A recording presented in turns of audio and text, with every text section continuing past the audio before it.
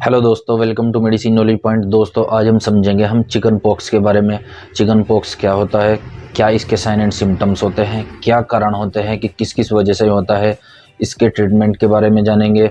और वीडियो के अंत में हम जानेंगे कि यदि किसी व्यक्ति को चिकन पॉक्स हो जाता है तो उसे क्या क्या सावधानियां रखनी चाहिए। दोस्तों, ये वीडियो मेडिकल स्टूडेंट के लिए बनाई गई है। कोई भी आम आदमी किसी भी प्रकार की दवाई का इस्तेमाल करने से पहले प्लीज़ डॉक्टर से ज़रूर कंसल्ट करें, तभी उसी या किसी भी प्रकार की दवाई का इस्तेमाल करें। चलिए दोस्तों, शुरू करते हैं।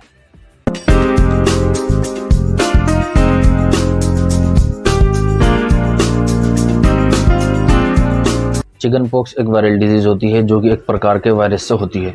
चिकन पॉक्स को माता भी कहा जाता है, छोटी माता भी कहा जाता है और इसको चेचक भी कहा जाता है। दोस्तों, एक समय था कि ये हमारे देश के अंदर एक तरीके से महामारी के रूप में जन्मी थी और काफ़ी मौतें भी इसके कारण हुई थी। लेकिन ये अब एक साधारण बीमारी के रूप में मानी जाती है और साधारण ही इसका ट्रीटमेंट हो जाता है, जिससे व्यक्ति ठीक हो जाता है। अब जानते हैं इसके कोजेज़ के बारे में कि क्या कोजेज़ होते हैं, किस वजह से व्यक्ति में बीमारी आती है। सबसे पहले तो ये एक वायरल इन्फेक्शन है जो कि वेरिसोला जोस्टर नाम के वायरस से उत्पन्न होती है। ये कम्युनिकेबल डिजीज़ है। यदि कोई इन्फेक्टेड पर्सन है और उसके संपर्क में कोई नॉर्मल व्यक्ति आता है तो नॉर्मल व्यक्ति को भी ये इन्फेक्शन फैल सकता है। और ये ज़्यादातर बच्चों में देखी जाती है बीमारी, क्योंकि उनका इम्यून सिस्टम थोड़ा वीक होता है। बड़ों में ये ज़्यादातर बीमारी नहीं देखी जाती है दोस्तों। अब जानते हैं इसके साइन एंड सिम्टम्स के बारे में। सबसे पहले तो दोस्तों इसमें फीवर आता है। जो इन्फेक्टेड पर्सन होता है उसको फीवर आता है। उसके चेस्ट पर रेशेस दिखाई देते हैं। वो रेशेस बाद में बैक साइड में भी आ जाते हैं और हाथ पर, पाँव पर, फिर धीरे धीरे पूरी बॉडी पर फैल जाते हैं रेशेस। फिर वो रेशेस पिस्ट्यूल्स के रूप में कन्वर्ट हो जाते हैं और कुछ दिनों के बाद वो पिस्ट्यूल्स एक तरीके से स्कैब्स के रूप में कन्वर्ट हो जाते हैं। साथ ही इचिंग आएगी पूरी बॉडी पर। जो इन्फेक्टेड पर्सन होगा उसकी पूरी बॉडी पर, जहाँ जहाँ भी चेचक होगी, पूरी बॉडी पर इचिंग आएगी और फीवर आएगा, हेडेक होगी, शोर थ्रोट होगा। ये सभी जो है साइन एंड सिम्टम्स चेचक में देखे जाते हैं। दोस्तों, आपने कुछ व्यक्तियों से सुना होगा कि जब ये चिकन पॉक्स की बीमारी, छोटी माता की बीमारी जब किसी व्यक्ति को हो जाती है तो लाइफ में जब किसी व्यक्ति को एक बार हो जाती है तो दोबारा नहीं होती। उसकी वजह दोस्तों मैं आपको बताना चाहूँगा। जब किसी व्यक्ति के अंदर वेरिसोला जोस्टर नाम का वायरस उत्पन्न होता है तो उसको चेचक हो जाती है। उस कंडीशन में पहली बार में ही जब किसी व्यक्ति को ये बीमारी होती है तो उस समय पर हमारी बॉडी जो है उसकी अगेंस्ट, वायरस के अगेंस्ट एंटीबॉडीज नहीं बना पाती है। लेकिन जब किसी व्यक्ति को एक बार ये वायरस का इन्फेक्शन हो जाता है तो हमारी बॉडी के अंदर जो एंटीबॉडीज़ होती है वो इसके अगेंस्ट जो है एक्टिव हो जाती है।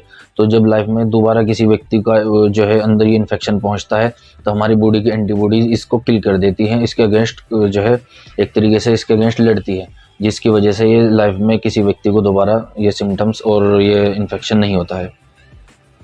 कुछ इंस्ट्रक्शन भी दोस्तों इसमें फॉलो करने होते हैं। जैसे यदि किसी व्यक्ति को ये चेचक, छोटी माता हो जाती है तो उसको एकांत में जो है लेटाना चाहिए, क्योंकि ये फैलने वाली बीमारी होती है। किसी भी व्यक्ति को उसके जो है संपर्क में ना ही ले जाए तो बेहतर रहेगा। कम से आइसोलेशन कराना चाहिए, मतलब कि उसको बिल्कुल एकांत में रखें और व्यक्ति का जो है खान पान, उसका चारपाई वगैरह, उसका ओढ़ने पहनने की चीज़ें सारी अलग रखनी चाहिए। और अब जानते हैं इसके ट्रीटमेंट के बारे में। जब किसी व्यक्ति को ये इन्फेक्शन हो जाता है तो उसमें डॉक्टर द्वारा क्या ट्रीटमेंट दिया जाता है। जब किसी व्यक्ति को चेचक या छोटी माता का इन्फेक्शन हो जाता है तो दोस्तों उसकी बॉडी पर इचिंग आती है। इचिंग को डाउन करने के लिए, कम करने के लिए लिवोसिट्राजिन या सिट्राजिन टैबलेट का इस्तेमाल किया जाता है। वैसे ये टैबलेट रात में इस्तेमाल कराई जाती है, क्योंकि इस टैबलेट के इस्तेमाल करने से दोस्तों नींद आ सकती है। तो ज़्यादातर डॉक्टर द्वारा इस टैबलेट का इस्तेमाल रात में ही किया जाता है। इसके बाद दोस्तों फीवर आता है। फीवर में पैरासीटामोल चलाई जा सकती है, 500 mg की टैबलेट सुबह, दोपहर, शाम खाना खाने के बाद। दोस्तों, ये बीमारी आपको, जैसे कि मैंने बताया, ये वायरल इन्फेक्शन से होने वाली बीमारी होती है। इसमें एंटीवायरल टैबलेट का इस्तेमाल भी किया जाता है डॉक्टर द्वारा। इसमें एसाइक्लोविर टैबलेट, हर्पिकान टैबलेट आती है, जो हर्पिकान टैबलेट 400 mg की सुबह, दोपहर, शाम जो है इसका यूज़ किया जाता है डॉक्टरों के द्वारा। वैसे अलग अलग कंडीशन में अलग अलग डोज जो है डॉक्टर द्वारा तय की जाती है। खुजली के लिए ओसिट्राजिन चलाई जाएगी और फीवर के लिए पैरासीटामोल, और इस इन्फेक्शन को ख़त्म करने के लिए एंटीवायरल टैबलेट, एसाइक्लोविर टैबलेट का इस्तेमाल कराया जाता है। और कैलामाइन लोशन का भी इस्तेमाल कराया जा सकता है, क्योंकि जो स्किन पर रैशेस हो जाता है, पिस्ट्यूल्स हो जाते हैं, एक तरीके से स्कैब्स हो जाते हैं, उनको ठीक करने के लिए कैलामाइन, लैक्टोज कैलामाइन लोशन का इस्तेमाल कराया जाता है। दोस्तों, बचपन में ही वैसे इसकी वैक्सीनेशन ज़रूर कराई जानी चाहिए, जिससे लाइफ में चिकन पॉक्स की बीमारी से बचा जा सके।